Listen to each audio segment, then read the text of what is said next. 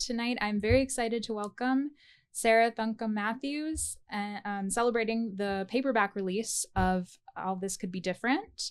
Sarah Thankam Mathews grew up between Oman and India, immigrating to the United States at 17. She's a recipient of fellowships from the Asian American Writers Workshop and the Iowa Writers Workshop.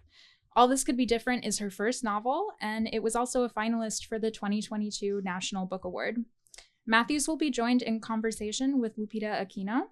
Aquino is a passionate literary enthusiast, amplifying and highlighting books written by authors of color through her Instagram blog.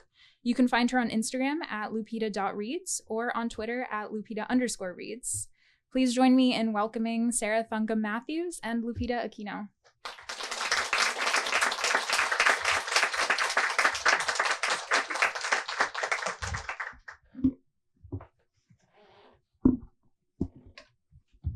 Hey everyone, it's so lovely to be here at Politics and Prose and with Lupita. And some of you, though not all of you, know that I used to live in DC, and the city is really important to me. So it means like truly so much to be here and to do an in-person event for my book. My book, All This Could Be Different, is in a sentence, it's the story of this young Indian woman who moves to Milwaukee, Wisconsin, and proceeds to reckon with her first job, which is, this grueling corporate consulting gig, her first love, a magnetic, beautiful ballet dancer, and her first real friends.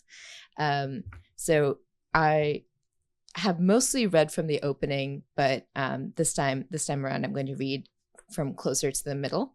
And the only thing that you need to know really is that basically for the first 100 pages of the novel, the main character, Sneha, has been engaged in this will they, won't they, dance, but of possibility with this ballet dancer, Marina, who she is despite herself and her avoidant ways, increasingly enamored of. And so this is a scene from their first date. In the end, we stayed away from seafood. We ordered bulbous glasses of jammy then bitter red wine, fried tomatoes, a salad topped with perfect little dominoes of beefsteak, a risotto full of corn and leeks, new to me, green and oniony. We spoke about work, mostly hers. I gave her the old what is change management rundown. But mostly, I talked about my friends.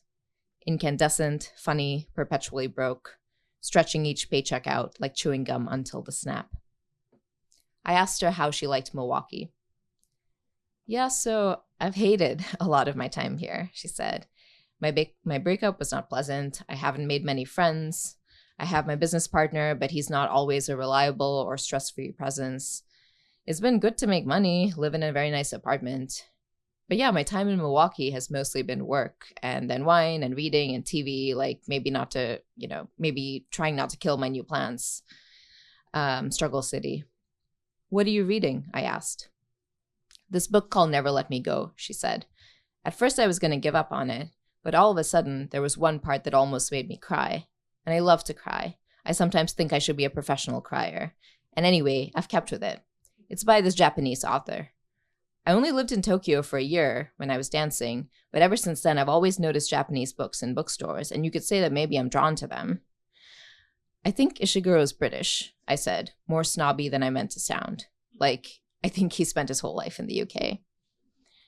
She looked a little discomfited, shrugged.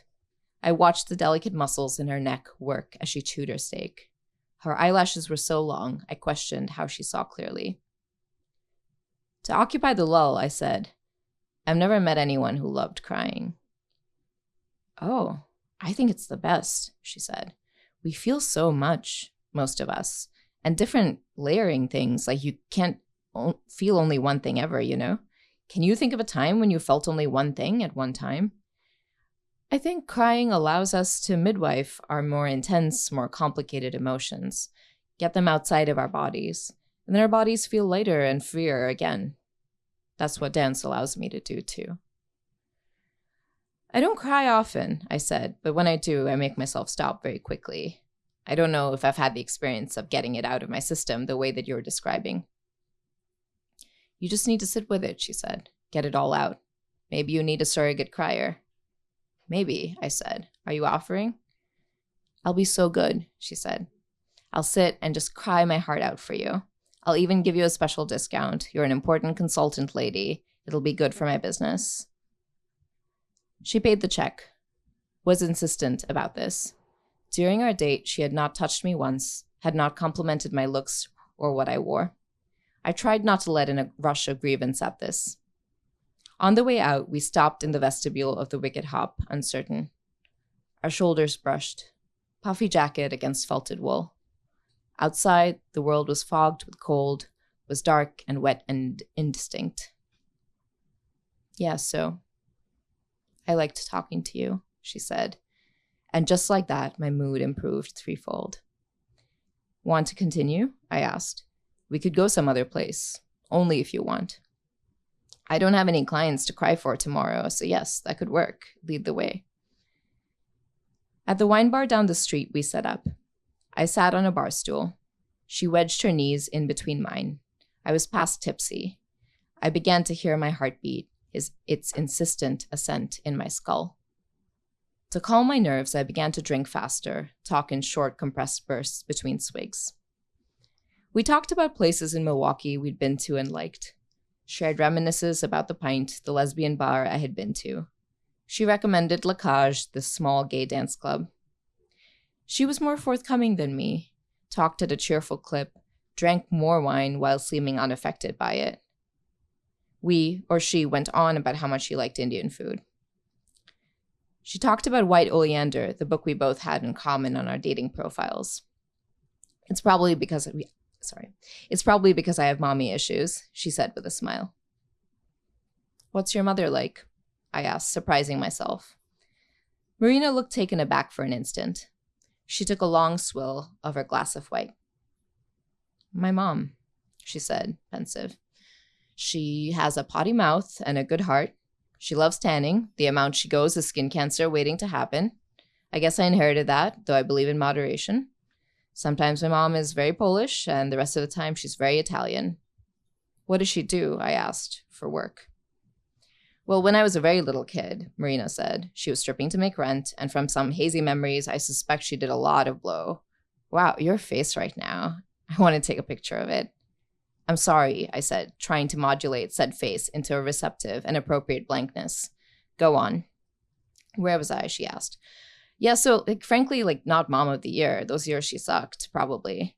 But here's something funny. From my dumb child point of view, my mommy was always disappearing to dance. So I kept telling everybody, I want to dance. I want to dance like my mommy. Very awkward.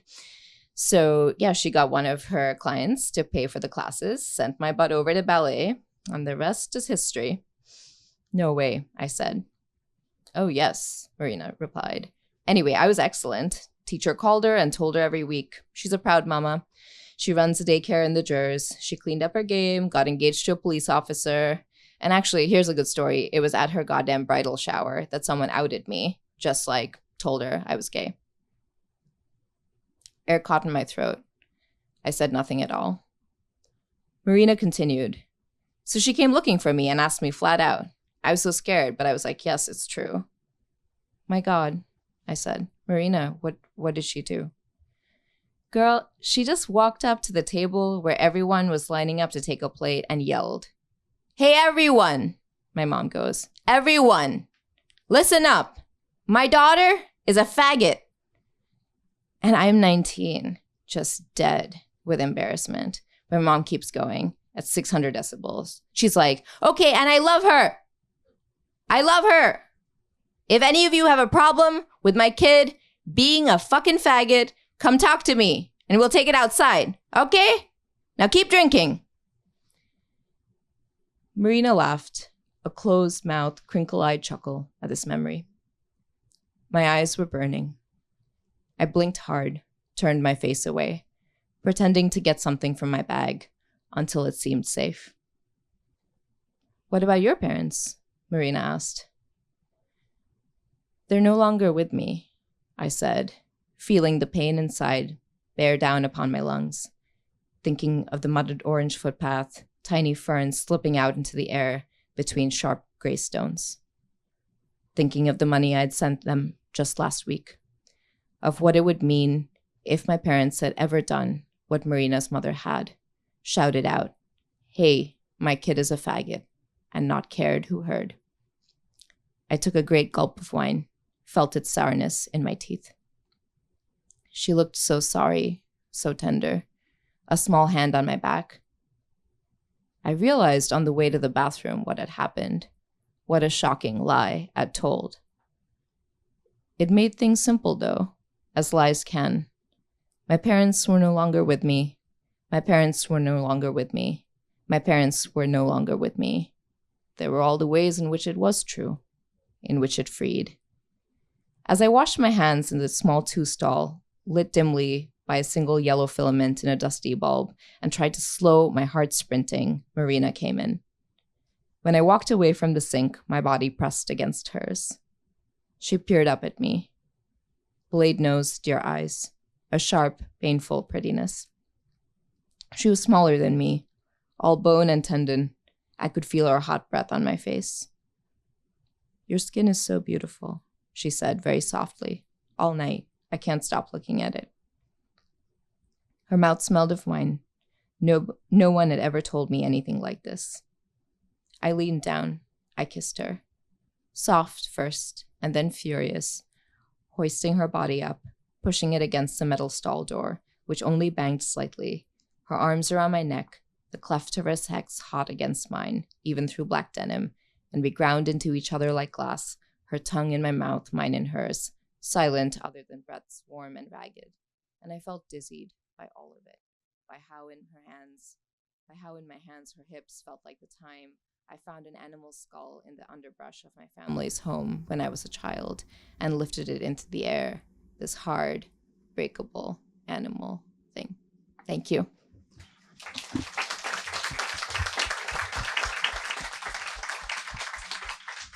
I feel like I need a second to recover.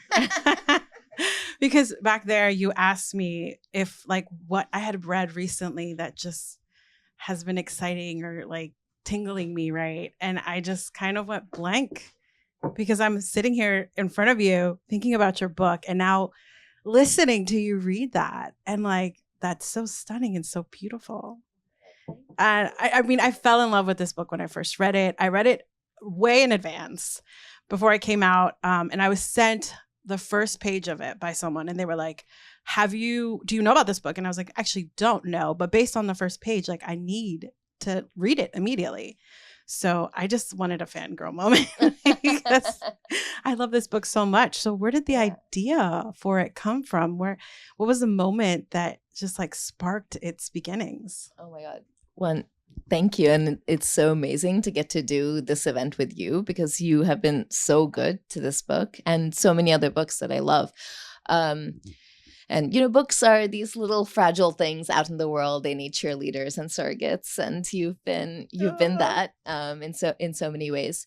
I think the earliest core of this book, honestly, was like these 10 pages of prose that I thought was going to be this short story.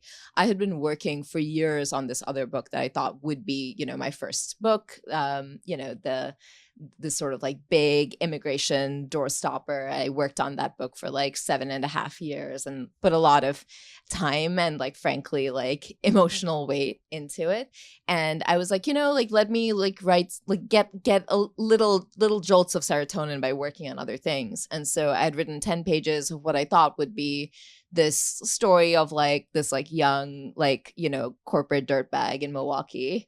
And then I came back to it when my the 7.5-year novel project was not working. I had written it and I had redrafted it and I was trying to edit it and I was just like, I can't get this to be right. Like, what is wrong with me? And then I looked at those 10 pages of prose and I was like, you know, like this is definitely not a short story. Like it would be a horrible short story. Like nothing is happening in these very important ways. But I was like, there's a voice here that I find very interesting. And what I found interesting about the voice was at a sort of exterior level, it was like, like sort of like sarcastic and had this like cool tonal register, but underneath it was like a lot of feeling, and the sort of molten core. And I was like, oh, I just followed that voice as much as I could, and it led me to the character that I fell in love with and cared so much. And yeah, and so that was kind of the earliest start of the book. I was just like, let me tell a story about a year in this young woman's life. Right. And I feel like I've read headlines where, it's like, she wrote this in 4 months, but the reality is that, you had so much more, like so much more went into that. And I was wondering if you could tell us a little bit about the history of that.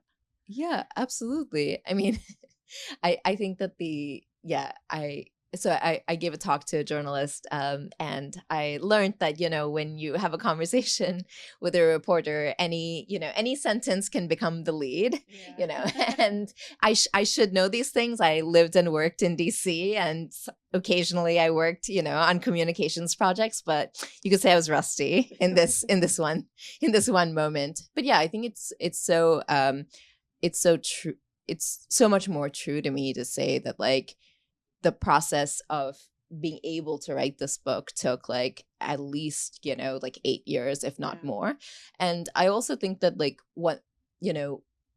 when I was first writing in Milwaukee, when I lived in Milwaukee, when I lived in DC, I had this idea that like any author like writes their book, and it's this like, it's this like autonomous work that that it's work that belongs only to them. But now, having walked one book through publication, it's really the labor of a lot of people. I had an editor make this book better. I have an agent. There are copy editors, there are cover designers. There are so many people who make the work happen. And so between selling the book and publishing it, there was also like, a period of like editing that happened that really improved the book.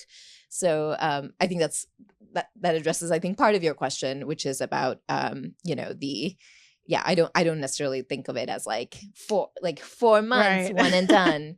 But yeah, I think the other thing that's maybe relevant to the origin of this particular book, is it has to do with 2020 and what that was in my life. And I don't know what all of y'all's 2020, the first year of the pandemic, was, but for many of us, I sense it was momentous, and it certainly was for me.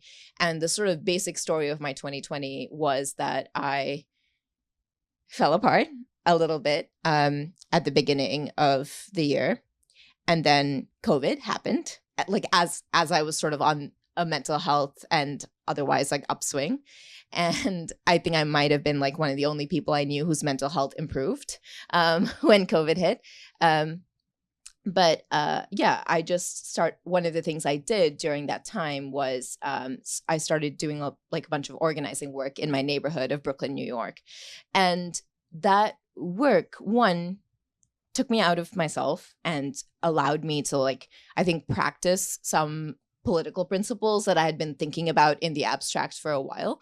And it really led to me being surrounded by all these examples of ordinary, flawed ass people, including myself, engaging in these acts of ordinary, muscular human goodness. And I was I don't necessarily see a lot of this in fiction. I wonder what it would look like to sort of try to demonstrate, to try to tell a story of community forming through a fictional lens. I wonder what it would what it would look like to tell a coming of age story that did not necessarily end in, a traditional marriage plot, or for a queer coming of age end in a coming out or what have you. And so I was just let me play with some of this. And I just sort of followed that through. And you have this guy here. Yeah. And I think something that I connected with the most, there was so much there. And I love that you said it was a non-traditional coming of age story, because it did feel like that. She's in her 20s, right? She's meeting all these new people, forming these relationships that might be friendships, might not be. And you want to call her messy. And I want to call her messy because I'm in my 30s, right? And I'm damn, she's so messy. But I'm like, wait a minute, what was I like in my 20s? Right? So, I mean, people be forgetting they what they were like. And so, I watched a couple of your interviews. Someone was like, she's so messy. And I was like, well, what were you doing in your 20s? You know what I mean? So, like, I mean, how did you approach writing like such a balanced character? I'm not going to call her messy. I'm going to call her balanced because she's real, you know? I really appreciate that. I mean, I think I don't even mind messy because I think there's there's some chaos she's there. Messy. It's good messy. And I love reading, I love watching a messy character. I love reading a messy character. What I actually feel occasionally sensitive about is the review, the review economy word of likability. So sometimes people are like, what was it? Why did you choose to write an unlikable character? And I was like, who's likable? Is it you? But in seriousness, I think that so much of my own writing practice in many ways, I have been really lucky in how my debut novel has been received, and simultaneously there's so many ways in which I'm starting out and learning so much from the years I have been writing without publishing it, and writing and showing a few friends. And one piece of feedback that I got, with my early writing was some of my friends being like, these characters are a little too healthy. It's one of my friends was like, this is like reading a bowl of oatmeal. And I was like, God damn. Oh no, that's it's just that's a read, Yeah. And I think that what they were responding to, without the language I would now use, is I think that they were sensing ways in which my, let me call it authorial vanity, was blocking, and intercepting these characters doing the things that would make for interesting reading, doing the things that would make for a real sense of stakes. Right. And so, I was just sort of determined to not do that with this novel, and I wanted so badly for at a base level to keep the reader turning the page. And one way to do that is by seeing a character act, seeing a character act and change and sometimes misbehave. And so I was like, let me have a bunch of characters and let them misbehave and sometimes fail each other and have, the small fitting dramas in their lives, fitting for 20 somethings, and let the series of collisions between these characters tell a larger story of becoming, and young people forging a certain kind of community out of love and struggle. Yeah, and I want to talk about that because I think that we don't often get novels like that really focus in on the friendship aspects, the friendships we build, because everything is relationships, and those are high stakes. You put everything into your marriage, partnership, whatever you want to call it, so much. But friendships they're expected to just kind of come and go with you as you grow, and they don't always. Right. And I think Sneha does such a good job, you do such a good job of having her navigate that, right? And so I was wondering if you could talk about the friendships and the relationships that you wrote about, and were they always kind of at the core of the novel? Yeah, I think when I wrote the first 20 pages, I pictured friendship being one of the threads, but maybe not the center. But the more I thought about it, right, and the more I decided I did not necessarily want this to be a this young person becomes herself through getting the girl, through finding romantic partnership. The more it became clear that friendship and a certain kind of found family was going to be the centralizing, the sort of beating heart of the novel. And there were a few different reasons for that, and they range from sort of craft big brain reasons, I was I want this novel to feel formally queer, and I think that there was something that felt formally queer about insisting on found family, for example. But more than anything, I don't know, I really think that many of the choices I made were a product of the time in my life that I wrote it, which felt so much it felt so obvious, staring in my face obvious, that most of us need, especially in moments of crisis, more than the couple form as a fundamental like ordering logic of our lives. I think that the relationships I saw thrive the most, including like romantic partnerships, seem to be doing much better when they were like located within a certain kind of like village. And so I was like, okay, like there's something here. And I also think that at this point, like I knew this character, and I knew that she was like, like super avoidant in ways that like really that there were good reasons for, and in ways that really manifested in her romantic relationships. And I just thought about like truly, I thought about all the ways in which like since I was a little girl, I was guided towards, as many of us were, I have to believe, like I was guided towards like romantic partnership being the thing that solves all your shit. And I think many of us know like that's not necessarily the case. And for some people, including people in my life, like there are really good reasons why romantic partnership is very, very difficult for them. And so I think friendship can often, not always, like feel like this sort of safer zone, partly because there's so much more, there can be so much more latitude and unscriptedness in friendship. I think that for a lot of people, there's like a safety there and an exploratory quality there. Yeah, and I think we see that in the way that Sneha opens up, right? And you start with, like in the beginning, and she's such a closed person, closed character, and you slowly see her flower through these like friendships, right? And these relationships that she allows herself to really feel out. Yeah, so I really love that.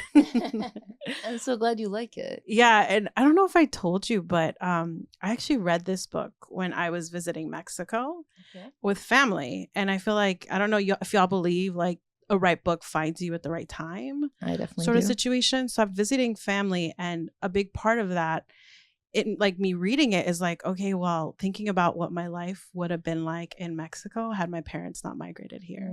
And I was like, Sneha, I was just feeling Sneha's story because she's an immigrant, she's dealing with like this like altered reality, right? Yes. And like she's also thinking about possibly navigating the reality and the path that her parents want for her. Right. And it's so interesting that being there, I never even considered my queerness. And I think that's exactly what she does. And I thought that's so interesting for you to write into. Yeah. Yeah. I mean, I think that,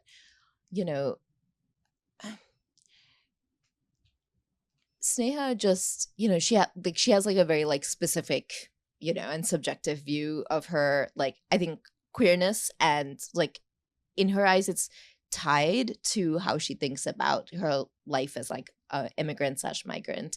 And she talks about this in the novel, where she talks about, how in some cultures there's the same word used for the colors like blue or green. And this is something that like keeps coming up. And what she's really talking about are like the challenge of a cultural default when it comes to making meaning. And finally, during this like moment of conflict with one of her friends, she sort of is able to sum it up for us, the readers, where she's like, something is either blue or green, A or B, like you can, like, if she was to live her life in the States and like be super dutiful and like not act on her queerness, and at the end of everything, like, marry the man that her like traditional parents like chose for her, like that would be seen in an American or Western context as like definitely a certain kind of failure and a certain kind of self-denial. And in the context that she comes from, like village life in Kerala, in India, I think it obviously would not be seen that way. It would be seen as her doing the right and good thing. And then she sort of simultaneously, she's a consultant, right? And so she like the like Excel spreadsheets, like throughout the chapters. And so in the sort of like other two cells that she's like mapping out in her brain, she's like, well, and she like describes a sort of like horny, horny exploits that she's been engaging in during her time in Milwaukee. And she's like, the way to see that in American context is like, this is this young person like engaged, like exploring the truth of her like desire and like being a young person and just like being true to her identity and nature. And she thinks about the way in which her parents or people from her like community back home like pre-migration would see it. And she uses the word like deviancy. And so I think this sense of, I think she's honest with herself about the ways in which like she feels like deeply fragmented. Right. Yeah. And I think that I wondered a lot, like, what is it that feeds into that, and I thought about like, if I didn't have this book, if I didn't have more books like this, I didn't have more books like this growing up. And I wondered if that was part of, you see queerness as something that is, Americanized, right? Something that isn't of yourself. If you're an immigrant, like they do that over there, not in Mexico, right? And so I'm curious, like, if there was anything that I felt like you've helped free yourself to like write a story like this. Oh, that's a really good question, and in some ways I don't know the answer, or the entirety of the answer. Maybe part of the answer is that I felt desperate in writing the book, because I had felt a sense of just like shame and failure over my last book. And specifically what I meant is that I had spent so much time working on this other book and thinking, oh, like this does not have a certain kind of like fundamental like breadth of life. It's like not saying something true. And this time around, I was just like, I want to say something true, and I want to say it with my whole chest. And it really contributed to a certain kind of writing, like vibe, frankly, where I just like didn't think about other people. I just like wrote it first and foremost for myself. Like I was like, well, I need to be able to like read it and enjoy it, because by the end of things, I did not feel that way about my last manuscript. And so, I think that there was a certain kind of like freedom that came from having felt like I'd failed. And I was just like, this time around, it's like all systems go, but I also know that I like, all I need to do is like make something real. And that's both like simple and simultaneously really hard. And something that you wrote for yourself, right? Yeah, absolutely. I mean, I thought all the time, like, I think when I felt any sense of like, oh, like any sense of like compass needle wavering, I thought about, like my younger self, like myself in my late teens and early 20s, and like thought about the book I would have wanted her to have then. Yeah. I mean, because it's so important when I think about being queer and an immigrant, and I don't think we don't have a lot of narratives that kind of, frankly, kind of navigate both, being both and being of like that separate fragmented self. Yeah. And I mean, the cool thing about, being alive now and like writing and reading now is that there are more and more books, but still not a lot. And it's hard to compete with like an enormous canon that has almost nothing, right? Like the kind of books that you're talking about. And it's also like there are simultaneously like a few more books than there used to be, like books like mine, and a few like wonderful others, but there are also like book bans happening left and right. So, like there's, I think, a vested interest on the part of like the most like conservative parts of the state in making sure that there are not these cultural representations of queerness, of like non-normativity, because they understand how threatening that is. They understand that like young people might read a certain kind of book or watch a certain kind of film and see a certain kind of representation and be like, actually, this is me and not the thing that I'm supposed to do. Right. And like the whole terminology that bothers me about the book bans, if we can get into it for a moment, is like the idea around grooming, when it's just like really an awakening. It's something you feel inside. Like the very first book I ever read where I was like, oh shit, I'm gay. It was a book, and it was because it was literally a line, and it was super vague. It was about this woman running away from this man, and she met this other woman, and then they just kind of throw themselves and they don't die, but they throw themselves into the core of the earth. It was like magical realism. And I was like, oh my God. Do you remember the book? Yeah, So Far From God by Ana Castillo. It's always here. And I was like, oh my God, I want to do this someday. And it was like that, like not the like fall in, just like the loving yourself so much to choose someone that you actually love, versus like the fragmented self, the self that you're living for everyone else, right? That got me emotional. Do you have a book like that like you felt like you felt like seen as your whole self or parts of yourself? There wasn't one book for me. I had like a weird childhood and adolescence. Like there are many different parts of it. Like, so I grew up in Oman in the Middle East, and there, like it is a conservative culture. And it also, at the time I was living there, like 90s and early 2000s Oman, there was a meaningful lack of media of many kinds, particularly media around sexuality at all, like heterosexual, bisexual, like queer, like I couldn't find any of it, frankly. I had this one classmate whose dad worked in like one of the two bookstores that were around at that point. And one of the things that her dad did was like pull the like, pulpy, like naughty, like novels off the floor so that, they couldn't go out and like corrupt the public. And he just like had a pile of them at home, and this classmate of mine would like steal, like the Jude Devereux, and she was like, you love reading, like here. And so I would like, like read all these novels like full of like extremely like extremely heterosexual sex, but like at least it was sex. And I wanted to like understand like sexuality and desire. And so I just like read like, I don't even know, hundreds of pages of prose, like full of the words like member and throbbing member. And I was like, okay, this is something. But yeah, to answer your question more directly, I find this funny. The first gay book of any kind that I read was, I was 14, and it was The Well of Loneliness by Radcliffe Hall, which is, unbeknownst to me, like the first lesbian novel. Is it now? I had no idea. Yeah. Okay, I'm gonna go look it up. And I mean, in contemporary scholarship, I think there's a little bit of question about whether like Radcliffe Hall should be seen as like a trans man, etc. But like at the time, I was like, I read The Well of Loneliness, and I felt something. And specifically, I should say that the way I managed to read The Well of Loneliness was on Wikipedia. Like I just like read that whole like Victorian ass book like on Wikisource, like just burning holes in my retina, like Xing out every time my parents like came into the room. But yeah, that's the first gay book I read, and it's interesting. I think that there are ways. Sorry, I see you cracking up over there.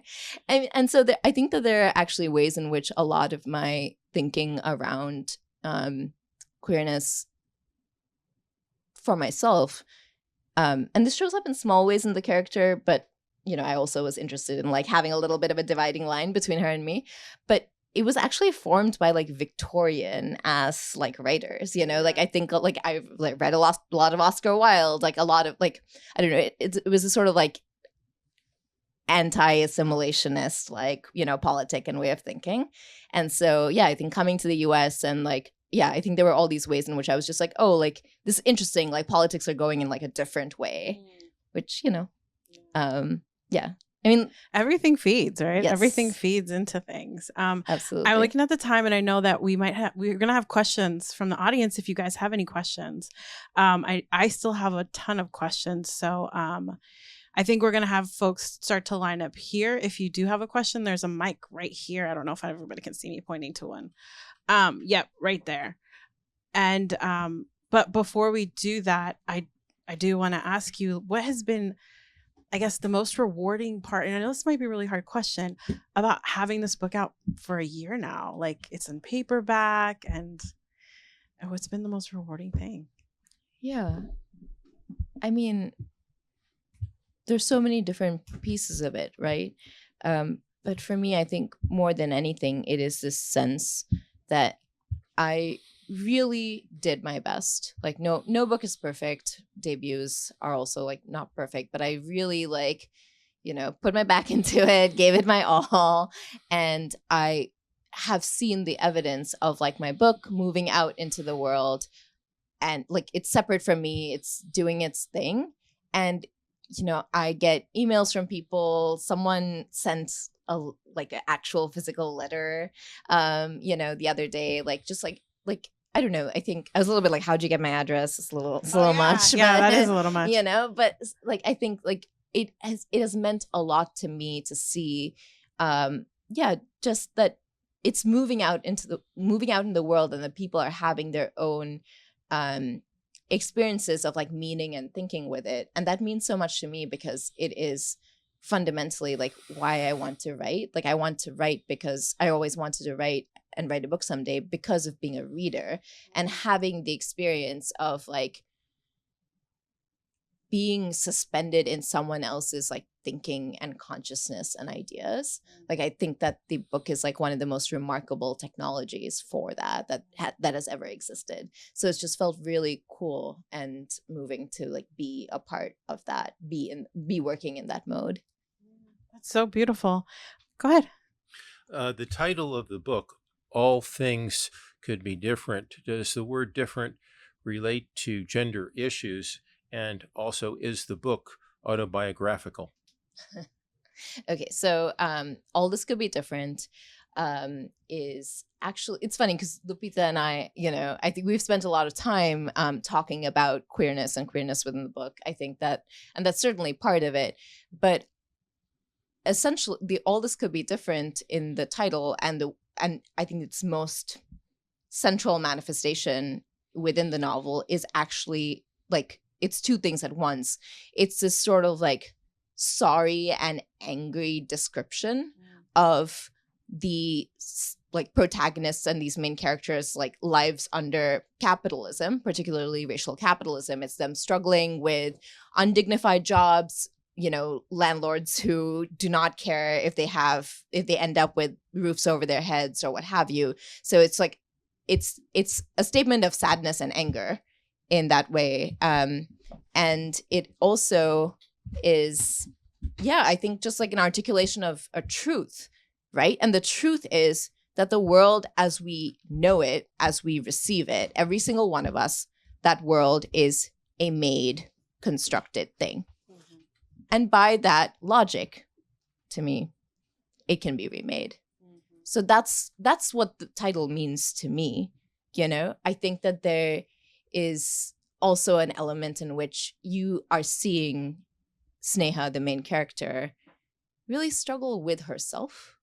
And so I think you really see her wish certain things about how she could be different. Is that person you? I think that it's not really useful to ask that question, because, if I wanted people to perceive that character as me, we wouldn't see a novel written across the front of the page.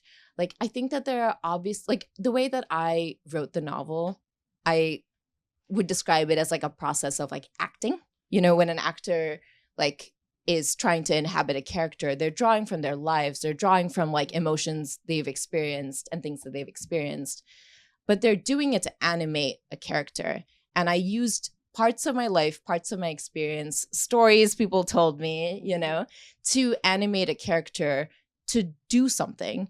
I thought of myself much less as writing in my diary and much more as constructing like a house for people to walk through, for readers to walk through, to think what I hope they will think about. Thank you for your question. Hi. I wanted to ask about setting it in Milwaukee, because there are so few like coming of age queer narratives that are set not in like the three major cities. So I just wanted to ask, like, either kind of like what was the thought process behind that, and was that something that was important to you in choosing a setting? Yeah, I'd love to talk about that. I knew that this novel would be set in Milwaukee for two reasons. And one was, I think when you're writing, when you're writing fiction, you always have to decide like, how much do I want to research something, And I think that there was a degree to which, having lived in Milwaukee myself, I could like this was a city that I knew the way that I needed the main character to know. And so I was like, let's go. Let's go. I want the city to be a place that I've like lived in before. So it's Milwaukee or DC at the moment I was writing it. It was a coin flip. But more importantly, the things that I wanted to explore, particularly the question of like a different kind of politics, and different political structures to order our lives. The history of Milwaukee is actually really interesting and comparatively unknown. Milwaukee is one of the cities in the US that was like under like immigrant socialist governance for 40 years. And I think that there is, hopefully without being like too didactic, or capital P politics, there is an exploration of what it would mean to have a little bit more collectivity. And just like, and what it would mean to like make certain kinds of change. And so you have the characters at different points, like talk about this like history of the sewer socialists in Milwaukee who were really determined to make things different for workers and ended up actually winning a bunch of reforms that changed things for workers all throughout the United States, like basic labor reforms that we take for granted every single day, like having a weekend or, like not working like 14-hour work days. And so I was like, it has to be Milwaukee for that reason. Thank you for asking. Hi, I just want to say I'm really grateful for this book in the sense that I feel really kindred to Sneha in like just moving to DC for the first time, like with immigrant parents and like really trying to like make a life for myself. In the book, Sneha also works in a corporate job, but I know that you have experience organizing, especially in Bed-Stuy. And as a recent DC transplant, I was wondering if you had like any words to say to like young organizers, especially people who are working like against, as you said, like the racial capitalism that is plaguing our lives. That's such a beautiful question. I would say that any advice I have for young organizers is it's honestly something super basic that I think most of us know, but is actually like really hard to like live within the truth of, which is that it's often that people don't need to be convinced that the issues matter. People need to be convinced that they matter, and that like people essentially are like these, in my eyes, are these like wounded but glorious sites of possibility. I think that where I see so many organizing efforts, and before doing mutual aid organizing, like I was involved with like some climate organizing and like immigration organizing, and I also like I never did it like for a job. That was also like important to me for a variety of reasons. But like I think where I often saw things go awry is at some point there would be like infighting. People would end up not being able to like stand each other. People would end up becoming, I think, like ostracized if they like misbehaved in certain ways. And so I think the challenge to all organizing is like thinking through like long-term relationships. And it's less that I have any answers for that and more that I do think that that's a sort of like centralizing of the problem, which is that like we got to keep people around, and it's people, not issues. Thank you for your question. I just want to say thank you for this book. I'm also a Malayali immigrant and queer, and it just has been such a gift to have this book in the world. And, when I was graduating college, I felt like for the immigrant, there was like the consultant or the earnest, like, nonprofit route. And I just love that, like, in this book, you have the consultant who is like building this wonderful queer life for herself. And I'm wondering about your choice to make Sneha a consultant. And yeah, whether like what I think it makes her like, so much more interesting as a character. But I'm wondering where I think you could have gone a consultant route and like had a very traditional like, success story. So yeah, wondering about the choice for that. Yeah, I mean, I think that there's a degree to which like I wanted to write a world that I knew a little bit, and so that was like part of the thinking there. I also just, given that this is a mild spoiler, but not that much of a spoiler.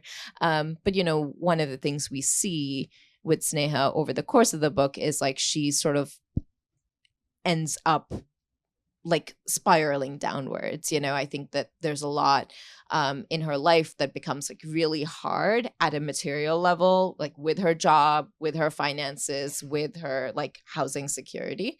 And so to me, I think that I was interested at the beginning to like be like, oh, like let me take someone who's sort of starting out great, great in this like middle class frame, like sort of upward mobility is her like parents' pride and joy, and show the ways in which this kind of person can be so vulnerable, let alone people who are like out here making minimum wage from the very beginning. And that felt important to me. Yeah, I think that's what comes to mind. Thanks. And just following up on organizing, like how did you balance both, like writing and organizing? Did one get put down for a little bit for the other one to kind of move forward? Yeah, I mean, I wish I had been able to like truly balance both. And the reality is what happened was that I was doing like so much work with like organizing in Bed-Stuy at the time, and it was like very much like crisis response work, and like it felt like the whole world stopped for a little bit for many of us. And the one of the only reasons why I could do it was because one, I had lost a lot of like I was freelancing mostly in the months before this, and I lost a lot of that income, lost my job because of COVID. And then there's a reason why in my book's acknowledgements I thank the CARES Act, which allowed for pandemic unemployment insurance. I just frankly created a much more robust safety net, a safety net that actually allowed me to like live for a period of time. And that's what enabled me to, for a period of months, work, like 60 unpaid hours a week minimum on mutual aid organizing and setting up a bunch of systems that allowed us, a ragtag bunch of ordinary people to raise $1.3 million in grassroots donations and sort of like redistribute that out into the highest needs parts of our like communities. But when I realized that what I wanted to do more than anything was to like write this book and finish this book, I talked to my fellow organizers and I was like, hey, like I really want to do this, and for a variety of reasons, including I think I might be able to like sell this book and like pay my rent and do all these other things. And so they said, yes, do it, and we'll do more of the work. Like the amount of work stayed the same. They just did large parts of my work for me, and I'll never forget that. And it also isn't lost on me that in the very writing of this novel, where interdependence and our commitments to each other and our care for each other are so central in the course of what ends up happening, like the very writing of it was dependent on other people's care for me and the existence of a robust crisis fueled investment in a safety net. If nobody else has a question, I have one last question to close us out. But I do want to give you guys like opportunity because she's here for you. I mean, I'm glad she's here because I will ask all the questions. But anyways, just selfishly, I want to ask, like, you mentioned doubt and like having to overcome that first book. Like, how did you push through as someone who can barely even fathom like shaking the doubt to sit down and write something? And I know that might be a hard question. No, I think it's a really beautiful question. I think that in my own life, there's been so much uncertainty. Like mine is a life that has been lived between different places, between sometimes very different selves and cultures and moral and political frames. And so there have been many points in my life where I'm like, I feel a little adrift. I feel a little lost, And one of the most useful, meaningful compasses for me, and I sense for many of us, has been desire. And that has manifested in many ways in my life. But ultimately, I just knew it means something that I want this so badly, and that this, in this particular case, was knowing that books had changed my life again and again and again, and knowing that making books was like the way I wanted to spend my life. And so that allowed me, I think, to push through. I think all of us have our relationship to doubt of different kinds, like even, if we're not writers or what have you. And to me, I think that the thing that always works for me is like examining our own desire and seeing if it's stronger, because most of the time it is. I'm just sitting here like wanting to cry because that's so beautiful. Well, thank you guys so much for joining us. Thank you so much for writing this beautiful book. Thank you all for coming, and thanks to Politics and Prose for being wonderful. I used to come here all the time, so this is cool and special. Oh, that's so awesome. Well, this was so special. I'm going to hand it over to... And thank you to Lupita for being amazing. Can we have a round of applause?